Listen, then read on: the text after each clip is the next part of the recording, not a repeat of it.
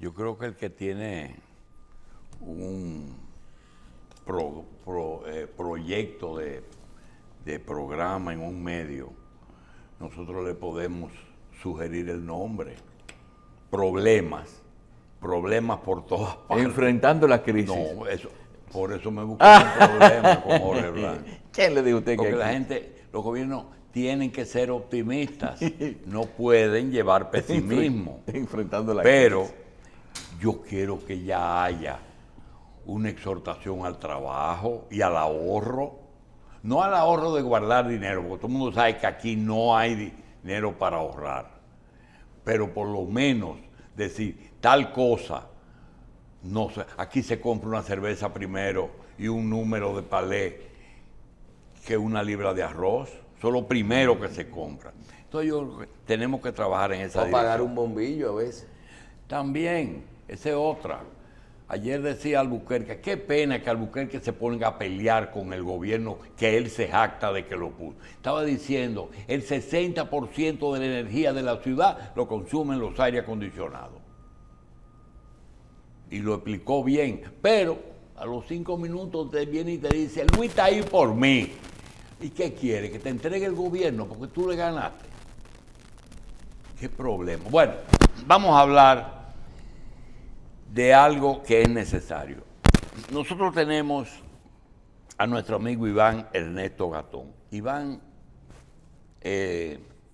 Ernesto Gatón es uno de los exponentes en medios de comunicación más esperados.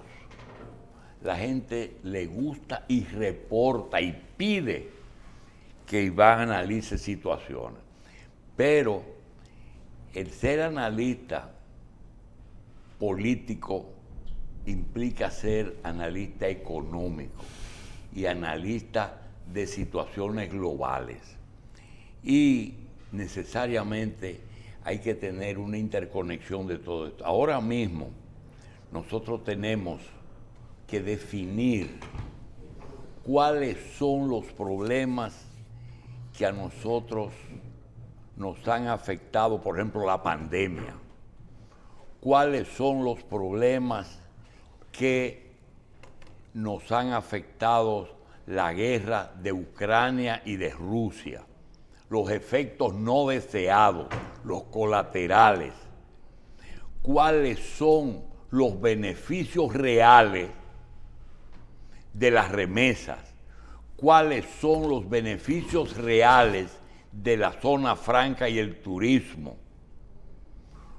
A veces, hasta el problema del servicio doméstico, Iván puede perfectamente, con el suficiente tiempo, decirnos cómo lo resolvieron los europeos y los americanos cuando dieron ese paso. Por ejemplo, ¿qué es el mayordomo? ¿Qué es el ama de llaves?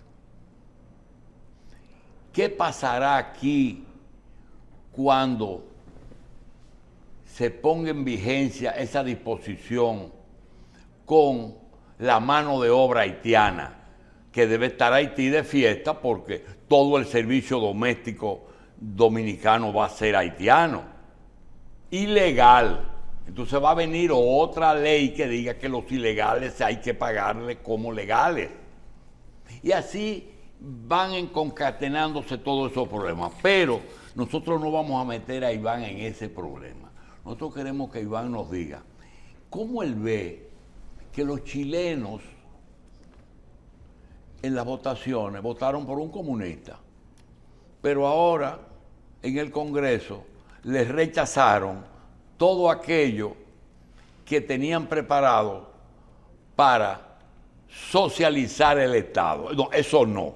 Tú sí, pero esto no. Con todo y tener mayoría lo llevaron a un plebiscito. ¿Qué fue lo que pasó en Chile? Hace mucho tiempo que Emilio Castelar ha venido, perdón, no es Emilio Castelar, hay un gran analista, un sociólogo que ha venido trabajando sobre el tema de cómo las democracias han venido sufriendo. Y un caso muy específico fue el caso de Chile. Antes de llegar a la COVID, no sé si recordarán que ahí es donde el actual presidente chileno se hizo famoso en las protestas de los jóvenes. Es que ya hace un tiempo que las democracias venían sintiendo los envites de esas grandes asimetrías que hay en las sociedades y donde las riquezas se estaban concentrando mayormente en un grupo. Cuando llega la COVID lo que hace es que acelera esos procesos de un poco de abandono que la gente sentía ante una serie de demandas que venía haciendo.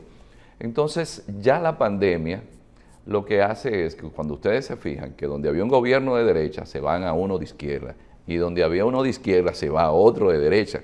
Entonces, a veces la gente lo que está creyendo, bueno, ¿y cómo ganó Boric?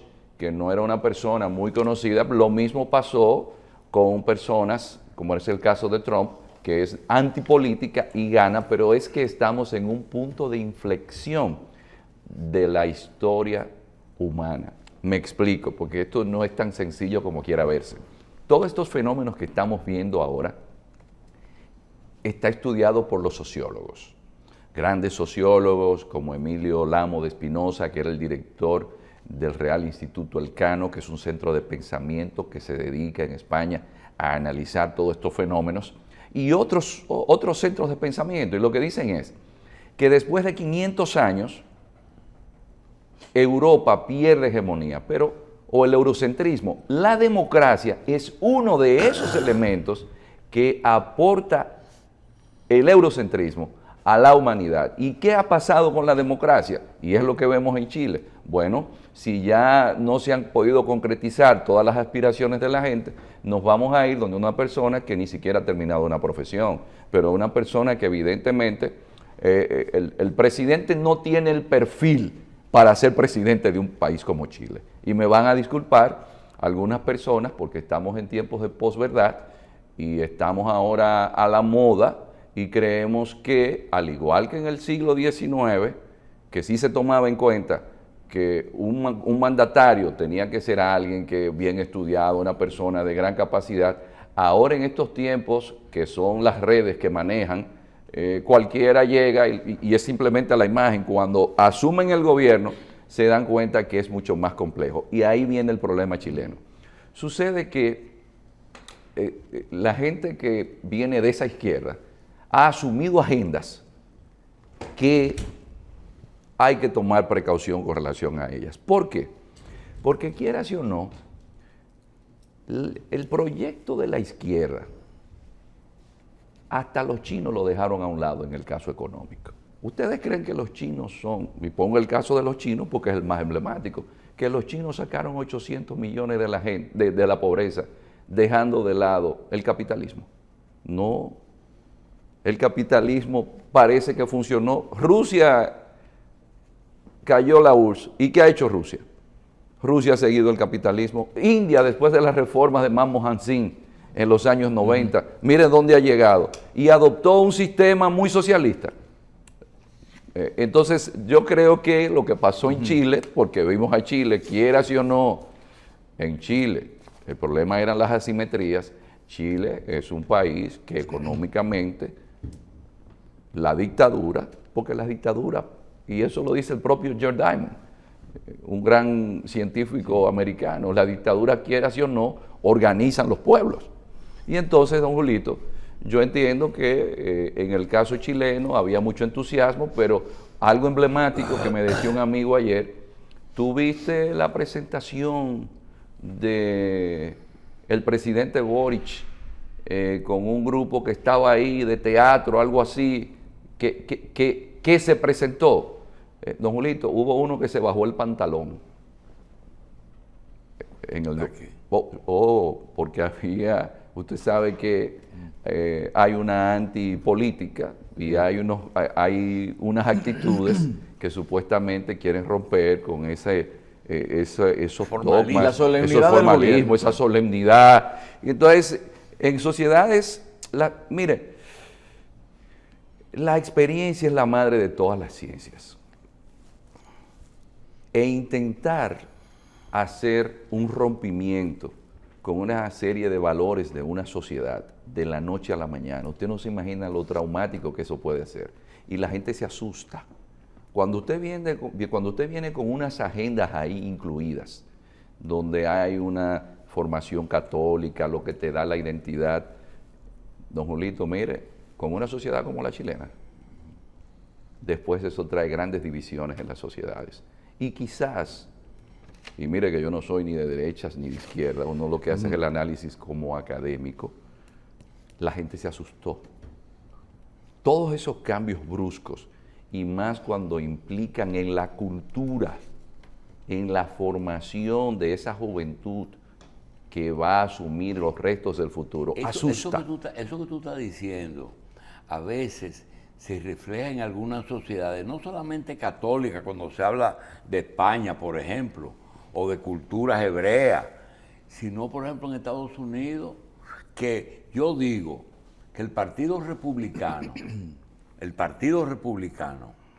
es un chin Ku Klux Klan, un poquito Ku Klux Klan, no mucho, pero blanco, anglosajón, protestante, pero también radical, ¿verdad? Y el capital es el que manda y el que dice es el que da trabajo. Entonces, eso que tú estás diciendo que de romper contradicciones es difícil. Entonces, cuando surge otro, fíjate lo diferente que son esos dos partidos, que el otro se va al otro extremo. Y de ese era el otro tema que... Perdone, don Julito, Donald Trump no era republicano, No. pero se dio cuenta que la agenda LGTB que impuso Obama coincidía más con él. en una sociedad anglo, es decir, white, anglo, Saxon and Protestant. ¿Cuál es la base de Estados Unidos? El protestantismo. Entonces usted va a acogerse a una línea política de lesbianas, de homosexuales, cuando en el cristianismo eso se condena. Y esa fue la divisa de Trump. Contrario a los demócratas, los valores cristianos fundamentales. Y en el caso, por ejemplo, de un fenómeno que está ocurriendo, paralelamente a los tiros y a esa forma rara de hacer una guerra, de que te dejo que saque los granos, te dejo un barco, me interesa esa planta o militarizarla, esa guerra de Ucrania y Rusia tan rara. Estoy viendo que, por ejemplo, tú hablas con un izquierdista y no te lo acepta decir en público, pero en privado te dice que están con Putin y Putin le desmontó el sistema a ellos allá. ¿Por qué es que está ganando opinión pública? Inclusive hoy en Polonia hay una manifestación masiva contra la OTAN, pero millones de personas. Sí, lo que pasa es que en la situación en la que se encuentra el mundo, usted sabe que esto es posverdad. Cada cual coge la verdad dependiendo del lado que lo quiera asumir. Y evidentemente que la primera víctima de esto ha sido la verdad de la guerra. Pero Putin venía trabajando de manera tal el tema. RT ya había sido identificado por el propio Congreso de Estados Unidos, y eso lo dijo también la jefe del Comando Sur, como una pieza fundamental para Rusia tener incidencia en el mundo, y muy especialmente, por ejemplo, en América Latina. También algo que mucha gente pasó por alto. Y yo me di cuenta por ese azar, hace muchos años, de la Cancillería Dominicana me enviaron a hacer estudios de preparación como diplomático a Berlín. Y un profesor que algunos intelectuales amigos suyos conocen porque estuvo en el país en los años 60, un alemán, Wolf Grabendorf. Wolf Grabendorf, al grupo de estudiantes latinoamericanos, diplomáticos, todos que estábamos ahí, comenzó a preguntarnos sobre la relación de la gente que estudiaron en Rusia con los sectores de poder en cada uno de nuestros países. Ya Alemania estaba identificando, y en Europa, la incidencia de esos muchachos que se fueron en los 70 y en los 80 y que después de la Guerra Fría comenzaron a ser ministros, comenzaron a tener incidencia, porque ahí viene el poder blando. El que vivió en Rusia, el que estudió en Rusia, se identifica con Rusia. Entonces, aparte de tener a RT, ya ellos estaban viendo que esa gente que estudió en Rusia servían como vectores. Aparte de eso, Rusia enviando turismo y un elemento que mucha gente no ha tomado en consideración. Cuando usted analiza las iglesias protestantes, Putin viene de la iglesia ortodoxa. La iglesia ortodoxa es la tercera Roma. Me explico mejor. Cuando el Imperio Romano de Occidente cae en el 476, ¿a dónde pervivió por 1000 y pico de años más? En Constantinopla. ¿Y quiénes estaban en Constantinopla? Los bizantinos. ¿Y a dónde se fueron los bizantinos cuando llegaron los turcos musulmanes? A Rusia. Y los rusos se asumen como la tercera Roma. Por eso es que el Papa le decía al patriarca Kirill que no fuese monaguillo de Putin. ¿Por qué? Porque la iglesia ortodoxa y Putin siguen unos valores que las iglesias protestantes del mundo lo ven como un referente. Dicen, no, pero que Putin es un hombre religioso. Y ese elemento, aparte de los demás que mencioné, le generaron a Putin una imagen favorable. Eso es para que usted vea el cambio de los tiempos. Hay un asunto, don Julito, que se agrega, y amigos televidentes. La semana pasada, y no se mencionó, Rusia hizo ejercicios militares con China y con India. ¿Juntos? Juntos. Está en guerra en Ucrania y se da el lujo de tener ejercicios militares con estos países. ¿Qué quiere decir eso? Que son sus aliados. Que son sus aliados. Hace 2 semanas, Putin estaba sentado, 3 semanas, en Teherán. ¿Adivinen con quién? O no hay que adivinarlo, porque eso se vio en los medios. Con Recep Tayyip Erdogan. Turquía es un aliado fundamental de la OTAN. Digo, sí, es un eje fundamental en la política internacional. Pero lo grande es que el Mercosur, para refrendar más lo que dice don Julito, en el Mercosur querían que Zelensky hablara para el Mercosur. ¿Y sabe lo que dijeron del presidente del Mercosur? Que no, que ellos no iban a poner a Zelensky a que hablara por el Congreso, ni nada por el estilo. Sí, pero hay algo que yo quisiera interrumpirte para decirte. Mira, en los últimos días hemos visto que a ti te han invitado universidades, instituciones fuera del país a dar conferencias internacionales. Lo que significa que ya Iván Gatón ha entrado en un área de internacionalización. Y eso no se hace por generación espontánea. El que habla disparate, el que inventa, no le extienden esas invitaciones. Pero también tiene que prepararse para, cuando termine una conferencia de esa, si son universidades, vienen preguntas y respuestas y vienen situaciones que hay que estar preparado. Es decir, ya tú eres un hombre que estás en el área internacional. Y ayer vimos una fotografía de Putin despidiendo a Gorbachev. Entra con un ramo de flores, de rosas, la pone en el ataúd, se para un momento, inclina la cabeza y hace la señal de la cruz de los ortodoxos, que es con los dedos juntos, hace así y se va. Pero tan pronto yo veo eso, sigo viendo el celular y veo que en Rusia han muerto una serie de magnates de la economía que le acreditan a ellos que son crímenes políticos. ¿Eso es posible? Sí, eso es posible, porque también ese es otro elemento que la gente la gente no quiere darse cuenta. Pero eso se puede. Por ejemplo, cuando la CIA dice, tenemos que matar al líder Arafat, eso se ve normal. Es que eso es lo normal, como tan normal es que cuando sale, eso lo aprendí yo en unas lecturas que hice de un agente de la CIA, que él decía que cuando quieren poner a alguien en jaque, lo primero que cuando no tiene algún crimen, comienzan a investigarle los impuestos. Sí, que le mandan detrás a la oficina recaudadora de impuestos.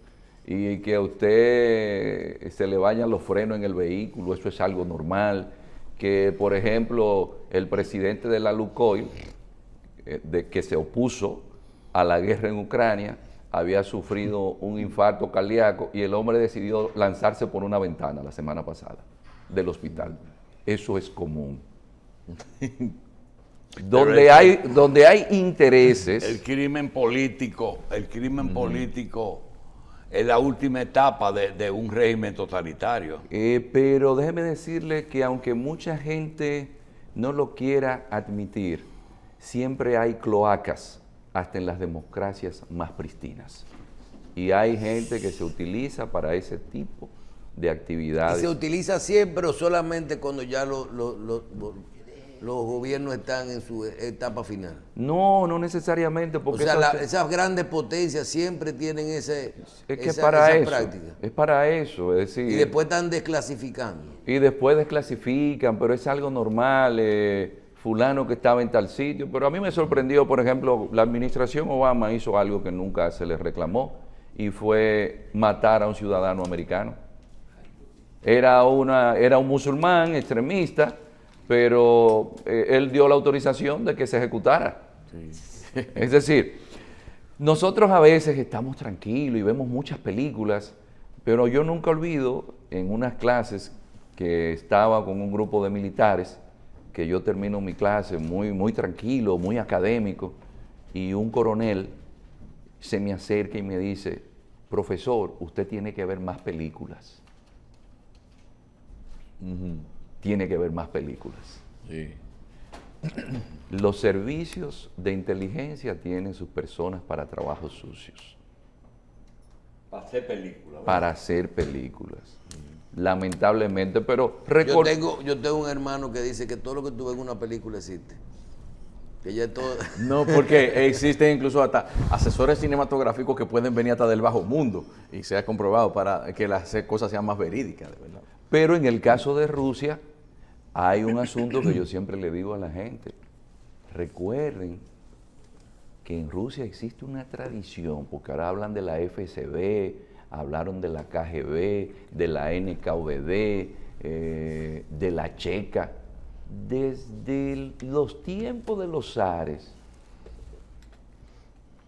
Pedro el Grande creó los oprichnik, que eran una especie de servicio de inteligencia, pero gente que, manu militari, actuaban. Si hay un país que tiene tradición de eliminar al enemigo político, pero no olvidemos lo que hizo Stalin con Trotsky. Pero entonces quiere decir que Rusia, primero los zares, después Stalin y después el comunismo, nunca ha sido democracia. No, porque es que ni siquiera ahora con Putin.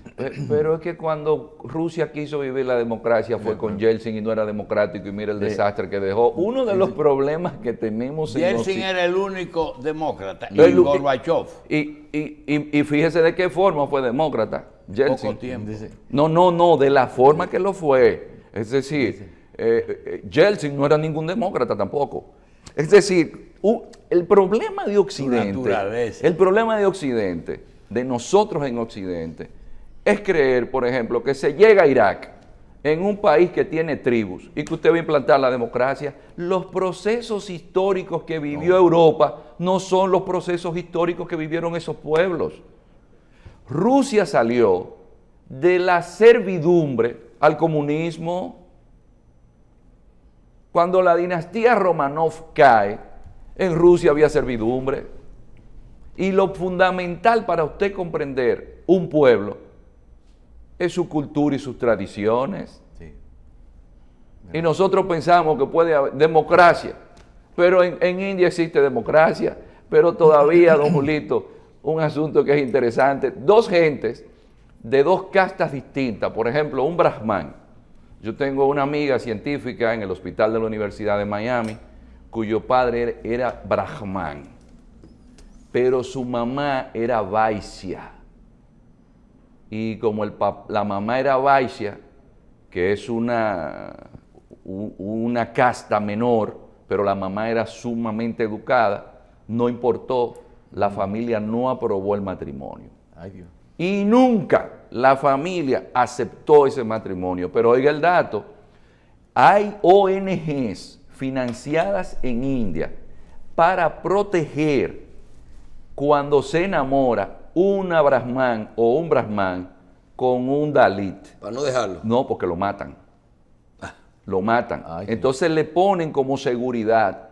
¿Y cómo usted a esa sociedad, por ejemplo en India, qué dicen las tradiciones? Sí, pero eso es importante que usted lo explique porque usted nos dijo una vez algo que nos llamó la atención, es cómo nosotros desde Occidente, ¿verdad?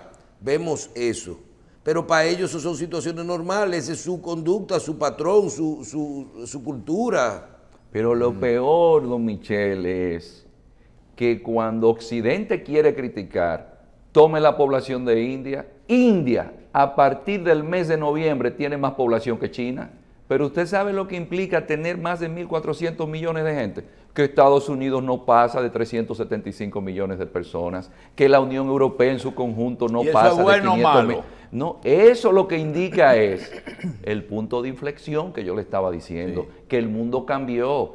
Si un gran país Ya los grandes mercados son ellos mismos. son ellos mismos, Claro. si un gran país es Estados Unidos, que uno está en esa sociedad y se siente consumido, absorbido, y son 350 millones de gente, imagínese usted China que tiene 1.400, India que tiene 1.400 millones. ¿Qué le quiere decir eso? Que esa gente tiene su cultura y sus tradiciones y que usted no solamente va a lidiar con el tema económico, sino de otra geocultura que se está imponiendo. Mire esto, dicen en la India, porque esa es la tradición védica, cuando un hombre muere, la mujer tiene dos alternativas, o ser cremada con el marido, o se queda viva en una especie de harán, que es como si fuese un asilo, pero esa mujer siempre tiene que vestir de blanco, y esa mujer no puede volver a tener más relaciones con nadie más. Pero ¿qué pasa? En la India hay una tradición de casar a niñas de 13 y 14 años con hombres de 45 y 50 años. Y están las viudas de 16 y de 17 años, Ay, Dios mío. que usted no se imagina. ¿Cómo Occidente asimila eso? Porque Occidente no conoce eso. Entonces los pueblos... No, aquí no conoce que aquí está prohibido. No, que dice, no, y se inventan de que no, hay que inventarlos, hay que evitar que las niñas se casen, pero es que en términos culturales... hay Una guerra que se planeó para 6 meses, ya mira por dónde va. ¿Qué tú prevés? Lo primero es que esa guerra, lo decía el propio Stoltenberg, iba a durar mucho. Esa guerra no se resuelve militarmente.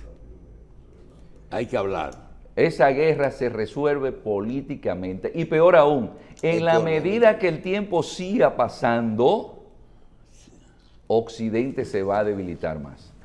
¿Por qué? Porque un ruso puede tener la nevera vacía en su mayoría, pero es desde la perspectiva de ellos, de la mayoría de ellos, es la Santa Madre y hay que defenderla. Y la propaganda a lo interno de Rusia, Pero un americano no. ligada en el nacionalismo ruso, eso funciona.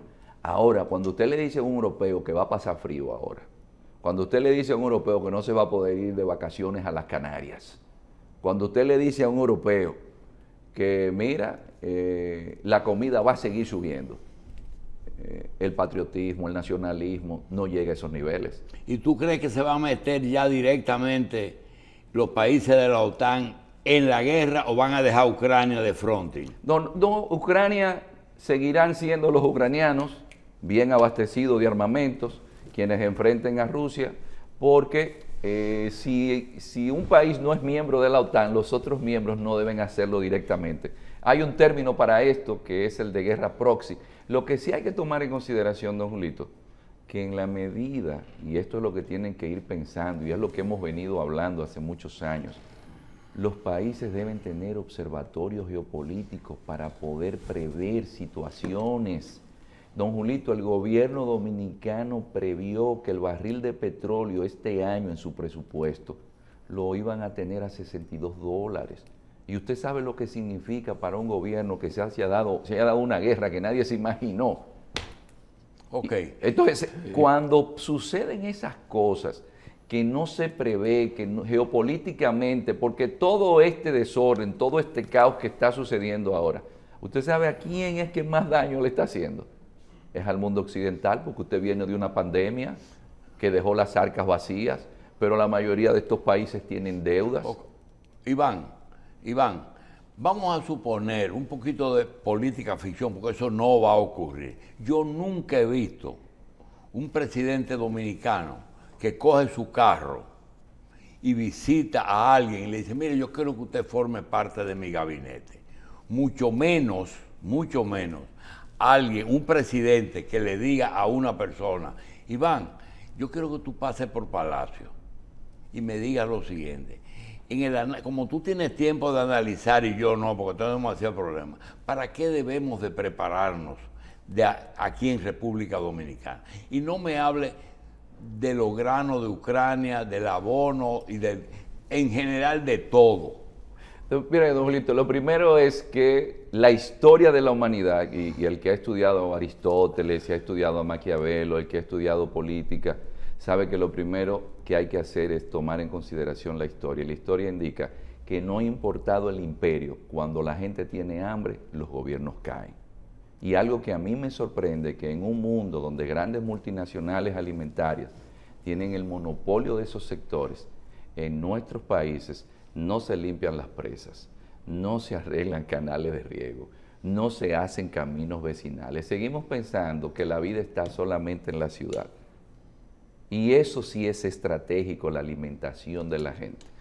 Yo no estoy de acuerdo, y tengo que decírselo porque mi primer libro hace más de 20 años fue sobre la agricultura orgánica y la necesidad de que nosotros tuviéramos semillas, autosuficiencia, porque cuando hay guerras y cuando hay necesidades, los países chiquitos se olvidan y se dejan de lado, pero ningún gobierno aguanta cuando la gente no tiene comida, la gente sale a la calle. Y me preocupa porque, por ejemplo, el propio Bill Clinton admitió recientemente que parte del desastre que tiene Haití fueron políticas que se recomendaron en su gestión. El propio Banco Interamericano de Desarrollo también. En Haití había algo de agricultura, pero cuando comenzó esa fiebre de que había que hacer acuerdos de libre comercio y bajar a arancel cero, el primero que puso arancel cero para todo fue Haití. Y la poca agricultura que había, Haití la perdió. ¿Por qué? Señores, la Unión Europea a sus agricultores y Estados Unidos los subsidia. Y después van a nuestros países y nos llevan disque productos, entre comillas, baratos, pero cuando eliminan al productor nacional, vienen con su artículo caro. Y mañana el problema lo tienen las futuras generaciones. Y eso fue lo que pasó en Haití, ha pasado en muchos países.